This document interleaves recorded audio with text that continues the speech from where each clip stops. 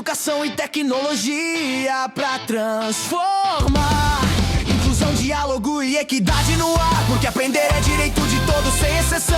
Conhecimento que conecta. Bom, vamos mergulhar nisso. Vamos lá. A nossa imersão de hoje tem uma missão bem particular, porque o material que a gente tem em mãos hoje para analisar não é um daqueles tratados acadêmicos gigantes de 500 páginas. Definitivamente não. Não tem aquele artigo cheio de jargões que ninguém entende. Na verdade, é o extremo oposto disso.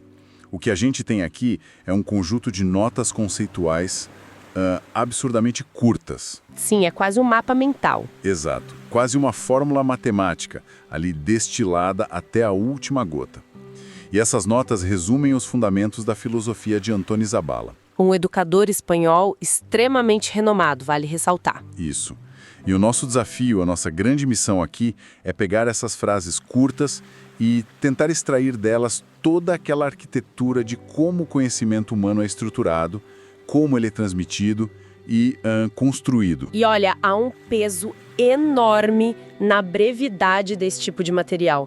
Porque quando um conceito é reduzido, sabe, às suas partes mais elementais, não sobra espaço para enfeites. Fica só a essência. Fica só a essência. Cada termo presente nessas anotações foi escolhido com uma intenção muito clara, muito precisa. A genialidade sistêmica da coisa está justamente em como essas poucas ideias se entrelaçam para formar um ecossistema completo de aprendizado. Com certeza. E para quem está acompanhando a nossa discussão hoje, eu quero propor um cenário. Um gancho para a gente manter em monte enquanto destrincha essas anotações todas. Pense na maneira como qualquer ser humano aprende algo novo. Qualquer coisa mesmo. Pode ser dominar um software super complexo no trabalho, entender uma teoria filosófica totalmente abstrata, ou até aprender a tocar violão do zero na sala de casa. E se o segredo para que esse aprendizado realmente funcione, para que ele grude na cabeça, depender de uma atenção constante. Uma atenção constante. Como assim? Um equilíbrio quase impossível entre dar uma liberdade total de exploração e, ao mesmo tempo, impor limites extremamente rígidos. Essa dinâmica entre o caos criativo e a fronteira muito bem demarcada é o que torna o pensamento do Zabala tão intrigante da gente investigar. Nossa, essa provocação toca no cerne do problema. Porque a tendência geral da sociedade é enxergar a educação ou até qualquer processo de treinamento corporativo de uma forma muito polarizada. É 8 ou 80, né? 8 ou 80. Ou se cria um ambiente completamente engessado que é focado só naquela repetição mecânica, ou o pêndulo vai para o outro lado e se joga tudo para o alto em nome de uma liberdade total. Aquele caos onde cada um faz o que quer. Exatamente. Sem nenhuma bússola, sem direção. E as notas que a gente tem aqui hoje desenham um caminho que recusa totalmente essa dicotomia. É uma engenharia muito mais sofisticada do que isso. Então acho que a gente pode começar pelo alicerce, por aquilo que as notas estabelecem logo de cara. A primeira informação de peso sobre o Zabala, logo depois de identificar que ele é um educador espanhol, é a postura fundamental dele. O material diz claramente que ele defende uma, entre aspas, perspectiva construtivista. Perspectiva construtivista. E toda vez que a palavra construtivismo aparece na minha frente, a imagem mental que me vem é quase inevitável. E eu gosto de usar essa imagem. Qual seria? Imagina a diferença entre você, ou melhor, a diferença entre uma pessoa receber um móvel lindo já montado, envernizado, pronto para usar na sala de estar. Lindo. Tá, móvel pronto. Isso. Versus essa pessoa receber uma caixa de papelão pesada, cheia de tábuas de madeira soltas, sacos de parafusos de tamanhos diferentes, ferramentas estranhas e o grande detalhe da história. Sem o manual. Sem um manual de instruções passo a passo. A pessoa que entrega a caixa apenas olha e diz: olha, aqui estão as peças, construam uma mesa. O construtivismo me soa exatamente como essa segunda opção. Faz muito sentido. Porque o foco não é sentar e contemplar um móvel pronto. É passar pelo atrito. É tentar encaixar a perna da mesa no lugar errado. Perceber que ficou bamba, ter que desparafusar tudo de novo, suar a camisa e ativamente construir a estrutura. A analogia do móvel ilustra super bem a mecânica da coisa. Mas se a gente conectar isso a um panorama maior, Vamos olhar de perto para a escolha da palavra perspectiva que está ali no nosso material-fonte. O texto não afirma que ele simplesmente aplica um método construtivista. Ele defende uma perspectiva. Tem uma diferença grande aí, né? Enorme. Uma perspectiva dita o ângulo pelo qual se observa a realidade. Não é só uma ferramenta didática que a pessoa tira da gaveta e usa. É uma mudança epistemológica radical sobre como a mente de quem está aprendendo funciona. Mas aí eu te pergunto, como advogado do diabo aqui. Pode perguntar. Adotar essa perspectiva não é escolher o caminho mais difícil de propósito. Assim, meio que à toa. Voltando lá para a história do móvel. Se num ambiente corporativo a empresa precisa que um funcionário novo aprenda um processo urgente, ou se uma escola precisa que a turma entenda logo uma equação matemática, entregar um móvel pronto não é infinitamente mais rápido? Mais rápido, sim. Então, não é mais eficiente do que deixar as pessoas batendo cabeça com um monte de peças soltas? O atrito não gera só frustração no final das contas? Olha, pode gerar frustração, sim. Ninguém nega o atrito. Mas a eficiência do móvel pronto é uma ilusão de curtíssimo prazo. Eu sou muito convicta disso. Uma ilusão. Totalmente. Pensa bem. Se a pessoa recebe a mesa pronta, maravilhosa, ela sabe usar aquela mesa. Perfeito. Mas e se a mesa quebrar um mês depois? Ela não faz ideia de como consertar. No dia seguinte, vai ter que pedir outra cadeira pronta. Porque a lógica da carpintaria nunca foi desenvolvida na cabeça dela. O que essa perspectiva construtivista está defendendo é que o cérebro humano não é um disco rígido. A gente não faz upload de um arquivo lá e pronto. Exato. O cérebro é um organismo vivo que precisa manipular a informação para reter aquilo. A frustração de colocar o parafuso errado, de ter que refazer todo o trabalho, esse é o exato momento em que as sinapses estão sendo forjadas. A aprendizagem acontece no erro, ali no conserto. No ajuste. Ao deslocar o foco de quem entrega o conhecimento para quem constrói o conhecimento, você garante uma autonomia real para aquela pessoa. Ela não está só memorizando o resultado final de uma equação. Ela está entendendo a arquitetura daquele problema. Caramba, isso faz a gente olhar para o papel do professor ou para o líder de uma equipe de um jeito completamente invertido. O foco deixa de estar ali no palco brilhando, na pessoa que fala e entrega todas as respostas. E passa para os bastidores. Passa para os bastidores, para quem está lá montando o quebra-cabeça.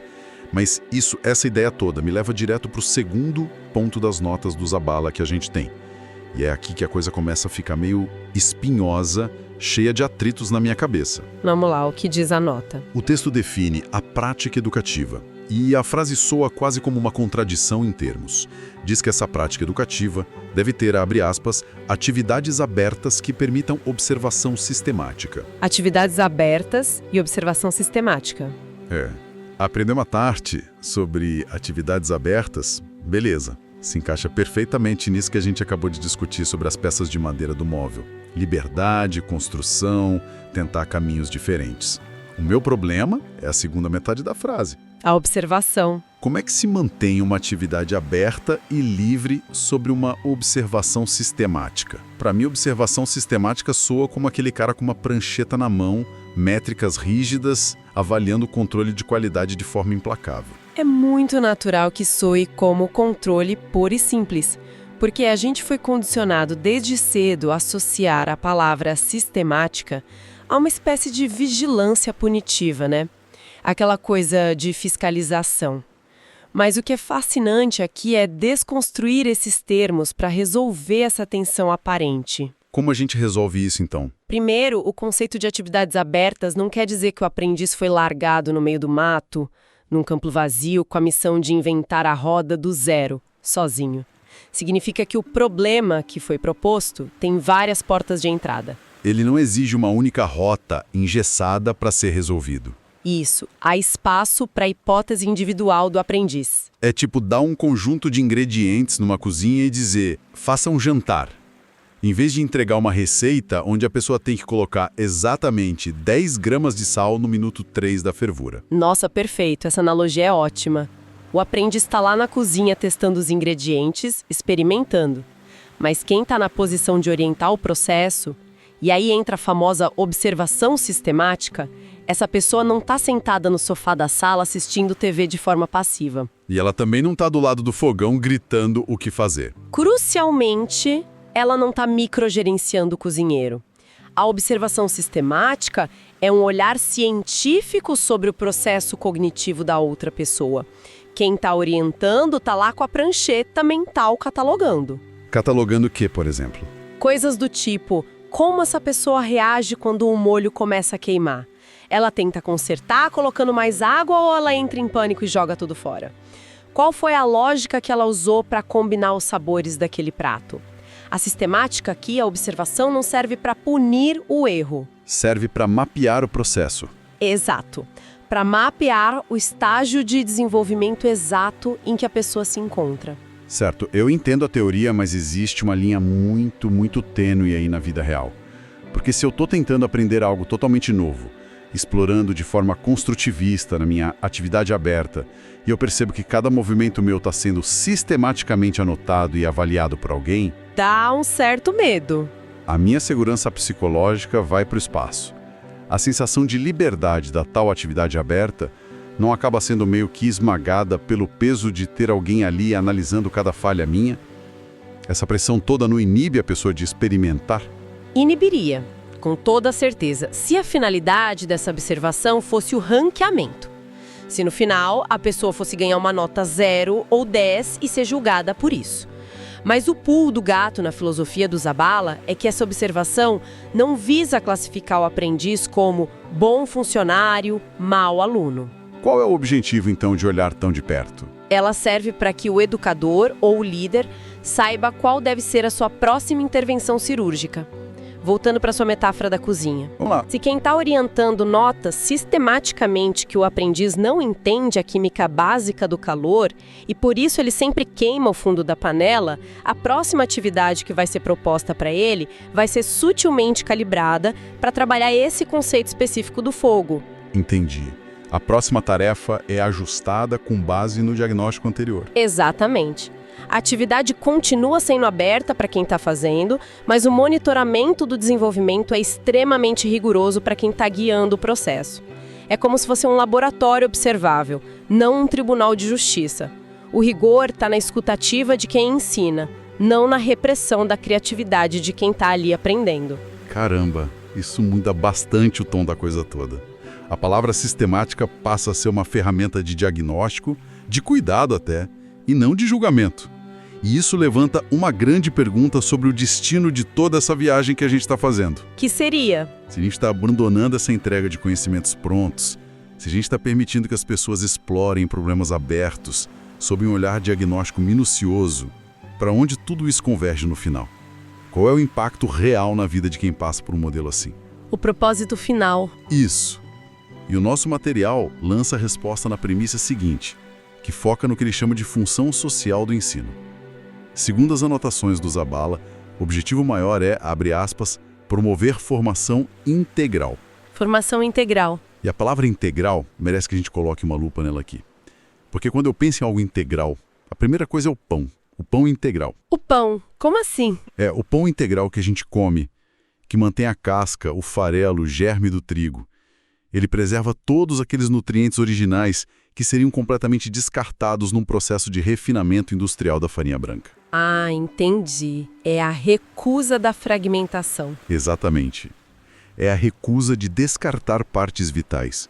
Se a gente aplicar essa ideia de não descartar partes ao ser humano, a função do ensino não pode ser apenas treinar alguém para ser um excelente fazedor de planilhas ou um programador de código impecável, e simplesmente esquecer todo o resto da pessoa.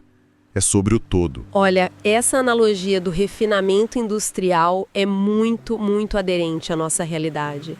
Porque a nossa cultura atual, o mundo corporativo, o mundo acadêmico, sofre de uma miopia crônica quando se trata de avaliar o sucesso de qualquer aprendizagem. A gente só olha para a nota final ou para o lucro no final do mês. A sociedade contemporânea tende a fragmentar o indivíduo de uma maneira implacável. A pessoa é frequentemente medida só por aquelas fatias utilitárias dela. É verdade. Se o cara está num ambiente corporativo, o foco do treinamento está quase exclusivamente nas metas de produtividade daquela semana, ou nas habilidades técnicas imediatas que ele precisa ter para usar a ferramenta nova. E se for num ambiente escolar mais tradicional, o foco recai sobre o desempenho num teste padronizado de múltipla escolha. Acabou. Quando o material do Zabala aponta para a formação integral, o texto está criando um contraponto direto, um choque frontal contra essa lógica de linha de montagem industrial. É basicamente uma recusa em aceitar que as pessoas são só engrenagens especializadas. Porque, pensando bem, quando uma empresa contrata aquele profissional brilhante tecnicamente, aquele cara que entrega todos os resultados, mas que destrói o clima da equipe porque não tem um pingo de empatia ou não sabe se comunicar, Acontece o tempo todo. acontece demais. A falha ali na base da formação dessa pessoa foi justamente a falta dessa visão integral no desenvolvimento dela, certo? A técnica foi super lapidada, virou uma máquina, mas o lado social e emocional ficou completamente abandonado na caixa de ferramentas ao longo da vida. Exato. O indivíduo é indivisível. A premissa de que a função social do ensino é a formação integral significa que o processo educativo falha, ele simplesmente falha, se produzir apenas uma calculadora humana eficiente. Muito forte isso. O propósito de se usar uma perspectiva construtivista que a gente discutiu lá atrás e de se aplicar atividades abertas não é apenas para que a pessoa aprenda matemática, ou marketing, ou engenharia de forma mais profunda. Tem algo maior por trás. Muito maior. É para que, ao lidar com a frustração da atividade aberta, ao ter que debater as suas hipóteses malucas com os colegas do lado, ao perceber os seus próprios limites através daquela observação sistemática do professor, essa pessoa se desenvolve eticamente, socialmente, emocionalmente. É o pacote completo. É o pacote, a formação integral prepara o sujeito para a vida em sociedade com toda a sua complexidade e não apenas para preencher um formulário de vaga de trabalho ou passar num exame final. O conteúdo técnico, no fim das contas, é só o pretexto. A formação do ser humano é que é o texto principal. Nossa, essa visão é grandiosa. Chega a ser filosófico mesmo. Nós temos a base lá no construtivismo, a gente tem a mecânica operando através das atividades abertas sob observação e a gente tem esse objetivo super nobre que é a formação integral do sujeito. Isso. Mas aqui é que a gente esbarra no grande teste de realidade da coisa. Onde a teoria encontra a prática. Exato. Como é que se amarra tudo isso para que não vire apenas um discurso bonito, utópico e que não funciona na segunda-feira de manhã? Porque dar liberdade total para tentar e buscar o desenvolvimento total das emoções do ser humano, isso pode muito facilmente descambar para a mais completa desorganização se não tiver um chão sólido para pisar. O caos pelo caos. Exato. E o material fonte entrega a peça fundamental dessa estrutura nas últimas linhas de anotação. O conceito que ele chama de sequência didática. As notas definem esse conceito de uma forma bastante direta. Está escrito: conjunto de atividades ordenadas com princípio e fim definidos. Princípio e fim definidos. E eu preciso confessar uma coisa para você que está me ouvindo aqui e para quem nos acompanha. Ler princípio e fim definidos e atividades ordenadas, logo depois de passarmos tanto tempo dessa conversa exaltando a liberdade das atividades abertas, exploratórias, isso me dá um nó na cabeça. Dá um curto-circuito. Total. Como é que a gente consegue encaixar um espírito de liberdade, de construção do próprio conhecimento, dentro de um container que soa tão rígido, ordenado e com hora marcada para acabar? Olha, aparentemente é um balde de água fria nessa liberdade toda. Mas, na verdade, do ponto de vista cognitivo, é o que garante que ela sequer possa existir. Como assim? A sequência didática é o exoesqueleto de todo esse processo. Sem ela, a exploração livre não tem tração, ela derrapa. A gente precisa lembrar de um fato biológico. O cérebro humano opera com recursos muito limitados de energia e de atenção. Sim, a gente cansa rápido. A carga cognitiva necessária para explorar o desconhecido, para errar, consertar, tentar de novo durante uma atividade aberta é altíssima.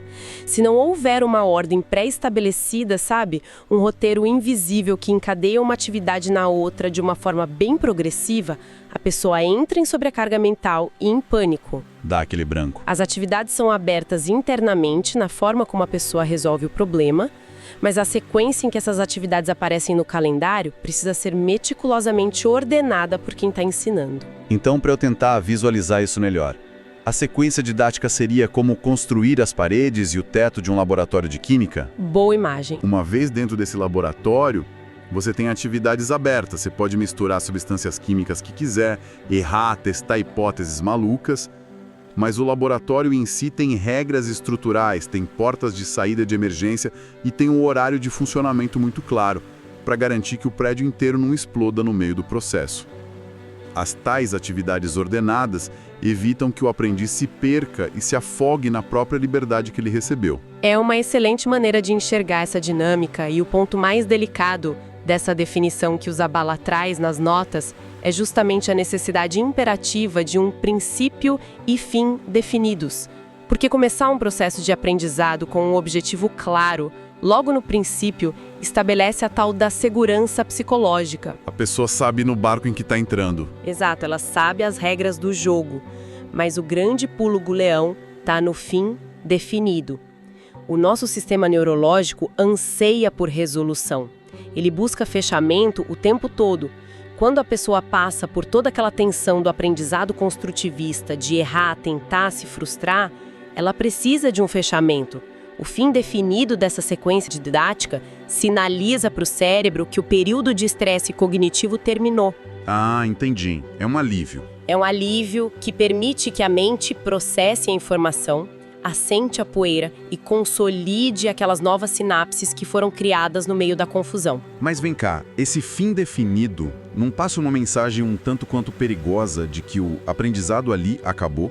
Tipo, parabéns, você finalizou a unidade 3 da apostila, pode esquecer isso agora e seguir a sua vida. Como é que isso dialoga com a ideia de formação integral, que até onde eu entendo parece ser um processo orgânico para a vida toda? É uma ótima provocação, mas o fim definido não é o fim do aprendizado humano geral. É o fechamento de um ciclo muito específico de montagem. Lembra da sua metáfora do móvel que a gente construiu? Lembro, um móvel cheio de peças soltas. O fim definido é o momento em que a mesa finalmente fica de pé sozinha, sem balançar. O parafuso final apertado. O parafuso final. O construtor guarda as ferramentas de volta na caixa, limpa o suor da testa e contempla aquilo que ele acabou de construir. Essa pausa, essa delimitação clara de que aquela tarefa específica foi concluída com sucesso é vital para gerar um senso de competência de autoeficácia. A pessoa sente que é capaz de fazer as coisas. Tradas ao longo do caminho. É brilhante como uma restrição, né? A demarcação de um início e um fim. Como essa restrição acaba sendo o próprio motor que permite o avanço seguro da pessoa. A moldura do quadro não prende a pintura ali, ela só dá o limite necessário para que a tela não desfie com o tempo. É uma síntese perfeita. E isso amarra todas as pontas do nosso mapa mental de hoje de uma maneira que eu acho formidável. O que o Antônio Zabala desenhou com essas poucas palavras que a gente analisou não são meras dicas soltas de pedagogia que a gente lê num post de rede social, mas sim um maquinário psicológico completo. Muito complexo. Ele propõe que quem está aprendendo coloque a mão na massa suja através da perspectiva construtivista. Aí ele garante que essa massa possa ser moldada de várias formas diferentes, através daquelas atividades abertas. E mantém tudo sob controle. Mantém sob controle não com o chicote de punição, mas com aquela observação sistemática e diagnóstica. Estrutura esse caos criativo empacotando tudo bonitinho em sequências didáticas, muito bem ordenadas e com pontos de partida e de chegada totalmente nítidos. E faz tudo isso mirando lá na frente. No longo prazo. Não apenas no acúmulo de dados num HD mental, mas na formação integral da pessoa, do ser humano que está passando por esse atrito todo. Essa é a diferença fundamental entre simplesmente acumular informação num banco de dados e transformar de fato a própria estrutura de pensamento de um indivíduo. E sabe o que eu acho mais poderoso nesses conceitos todos? O que seria? A escalabilidade deles. Não importa o contexto em que a gente está inserido. Entender como a liberdade de exploração precisa estar sempre ancorada em uma estrutura contida, sob um olhar atento, é entender no fundo como a própria mente humana evolui diante dos desafios. E essa escalabilidade que você mencionou é algo muito palpável para o nosso dia a dia comum. Se a gente tentar puxar todo esse arcabouço teórico para a vida prática de quem está escutando a gente lavar louça, dirigir para o trabalho hoje, fica muito evidente que ninguém precisa estar formalmente matriculado numa escola ou numa universidade para viver esses princípios na pele. A gente vive isso todo dia. Todo mundo, o tempo inteiro, está participando, está criando ou até sendo vítima de sequências didáticas informais, mesmo sem dar esse nome para a coisa. Com certeza. Imagina um caso. Alguém que decide fazer uma transição de carreira drástica aos 40 anos de idade e vai aprender a programar estudando sozinho em casa de noite. Se essa pessoa simplesmente abrir o computador sem nenhuma sequência didática ordenada para guiar ela, sem definir o que é o princípio do estudo e onde há a linha de chegada clara daquela semana de estudos, A ansiedade vai devorar a pessoa viva. ela vai ser engolida. Ela vai se afogar no mar infinito de atividades abertas que a internet oferece hoje.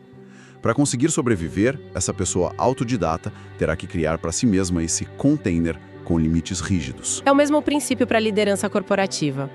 Pensa num líder de equipe enfrentando um momento de crise pesada, um projeto que está afundando. Cenário bem comum. A da saída para aquela crise, ele perde o engajamento na hora. Ele precisa desenhar uma atividade aberta. Ele precisa observar sistematicamente os talentos de cada um da equipe emergindo no meio da pressão e organizar esse esforço conjunto até um fim definido, que é a resolução do problema. O que o Zabala descreve, no fundo, é a dinâmica da autonomia mediada.